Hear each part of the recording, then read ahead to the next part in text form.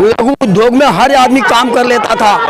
आज गाय, गंगा, गरीब सबसे परेशान है। मोदी जी झूठ बोलते हैं, ऊपर से नीचे तक बीजेपी वाले अफवाह फैलाते हैं। मोदी जी तो बोलते हैं सबका साथ सबका विकास, जड़ से झूठ है। हाँ। केवल विकास व्यापारियों का है, जो देश विदेश व्यापारी करते हैं, मोदी जी को चंदा देते हैं बीजेपी को चलाने के लिए। अच्छा।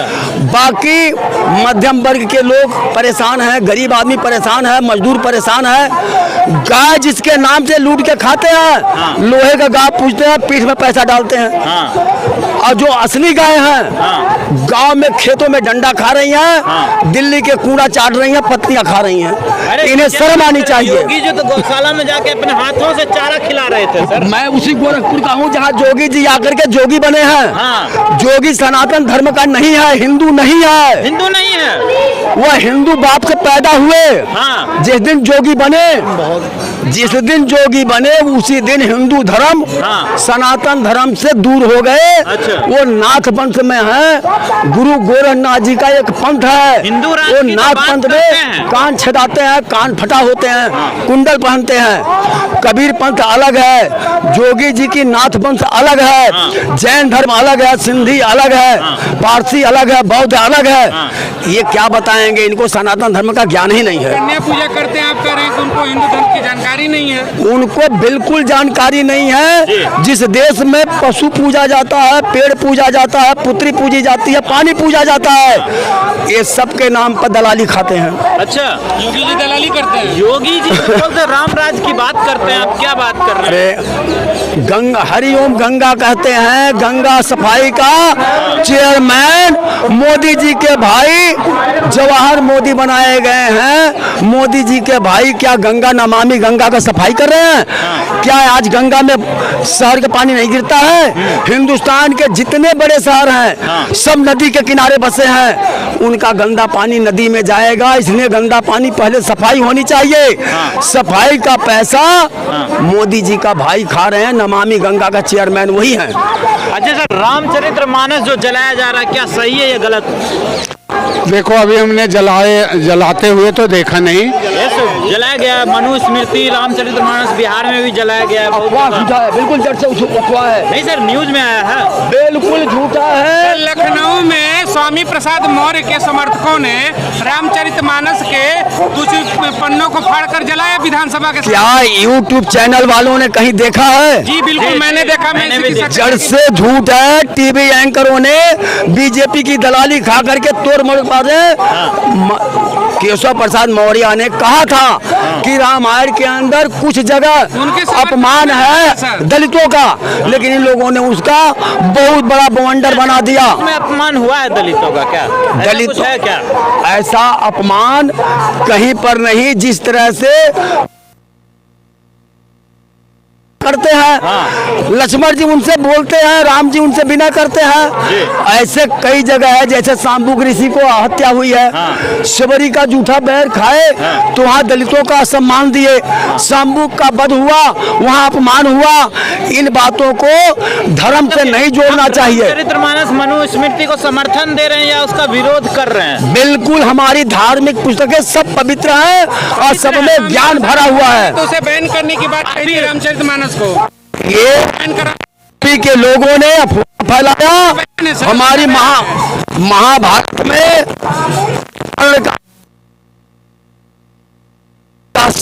बयान विरोध के लायक नहीं है। रामचरितमानस को बैन करना विरोध नहीं है। बिल्कुल विरोध नहीं है। रामायण विरोध नहीं करना चाहिए। रामायण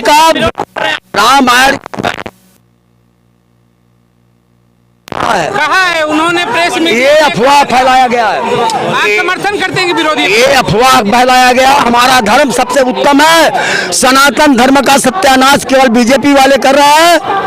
रवि किशन गोरखपुर से चुनाव लड़ाया जोगी जी ने। क्या गोरखपुर में चलने वाले थे? क्या गोरखपुर में नेता नहीं थे?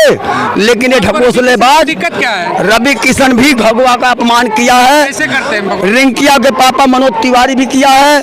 हेमा मालिनी भी किया है। शाहरुख खान ने भी किया है। शाहरुख खान कहीं नहीं किया है। शाहरुख खान करे बिल्कुल तो नहीं। मनोज तिवारी करे तो अपमान है। अरे भाई, वो पद्मावती फिल्म में, कहा था ना, पद्मावती फिल्म में नाचते हुए जरा कमर दिख गया उनका बिकिनी के घर का। क्या थी?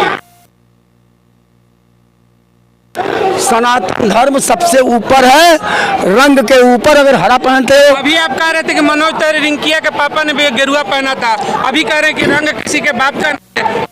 बिल्कुल किसी रंग के ऊपर अफवाह नहीं फैलाना चाहिए।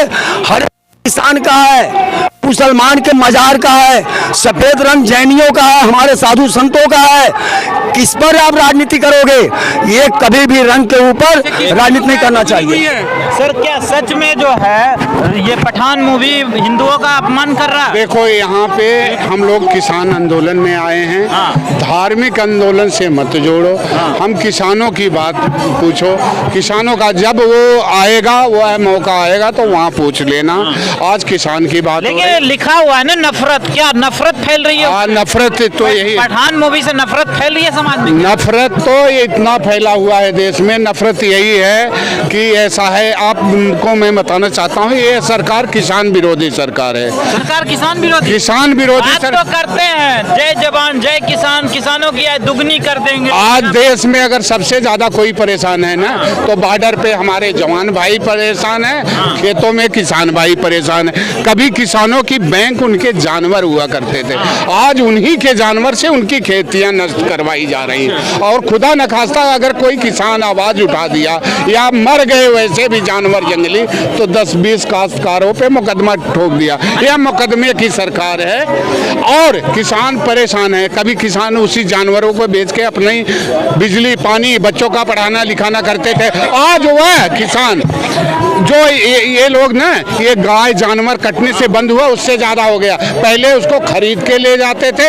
आज किसानों के खेत में गाड़ियां लगा के पकड़ के खरीद वैसे लदवा के ले जा रहे हैं, फ्री का बेच रहे हैं। ये सरकार अपनी इनकम का साधन ढूंढ रही, बाकी किसान विरोधी लोग तो आए थे कि गाय को राष्ट्रीय पशु घोषित कर दिया जाए, बोले क्या घोषित हो गए हैं, यही तो कह के ये भी आए थे। किसान को पूरा मुआवजा दिया जाएगा, बच्चों को शिक्षा स्वास्थ्य रोजगार दिया जाएगा और सभी को उसका हक अधिकार के। ये देश के सबसे बड़े लोकतंत्र में बैठ करके सबसे बड़ी झूठ बोल रहे हैं, जुमले की सरकार है, मुहावरे की सरकार है मेरे भाई। जो कहते हैं वही नहीं करते, जो कह के आए थे किए हैं, उसमें से कुछ किए हो तो बता दो, एक आध दो काम। बोलते तो है 18-18 घंटा काम कर रहे हैं, आप समझ नहीं रहे उनकी। मेरे भाई काम तो दीमक भी रात दिन करते हैं, पर विकास का नहीं, विकास का वही है काम। ये कहते हैं 18-18 घंटे करते हैं, शुक्र मनाओ 24 घंटे नहीं तो आज यहाँ जो खड़े हो ना, ये विज्ञान का लेके खड़े हो ना, ये किसी मंदिर से नहीं पाए हो, विज्ञान की देन है। तो आगे आने वाले समय में पत्थर लगा के खड़े होकर के नंगे हम लोग बाइक देते हो। इसी जगह पे किसान आए थे उड़ीसा से, नंगे बैठ करके गए हैं। अच्छा, धीरेन्द्र शास्त्री के बयानों को आप समर्थन दे रहे हैं कि विरोध कर रहे हैं? उन्होंने बोला है कि तुम मेरा साथ दो, मैं तुम्हें हिंदू राष्ट्र दूंगा। हाँ, यही नफरती जहर पे आप आए हो। इसके पहले भी जो जितने साधु संत सन्यासी थे ना, उनको अंदर डाल दिया गया है। धीरे कुछ दिन के और मेहमान हैं, इनको भी अंदर जाना ही जाना है, क्योंकि ये नफरती वो उन्हीं के IT सेल हैं। आप लोग वहाँ नहीं जाने पाओगे, उनके आगे नहीं पूछने पाओगे सवाल, क्योंकि आपका जवाब नहीं दे सकते। उन्हीं का लिखा है जवाब देते रहते हैं धीरेन्द्र शास्त्री जी, इसलिए मुझे धार्मिक भावनाओं में नहीं जाना। तो बोलते हैं मेरे ऊपर साक्षात हनुमान जी का आशीर्वाद है। उनके पहले भी जिनके यहाँ ये लोग जाया करते थे ना, उनको आज जेल में है। अगर इतने साक्षात भगवान है तो निकल आए जेल तोड़ करके, वैसे ये भी जाए। ऐसे लोग जो मेरा विरोध कर रहे हैं वो हिंदू विरोधी लोग हैं।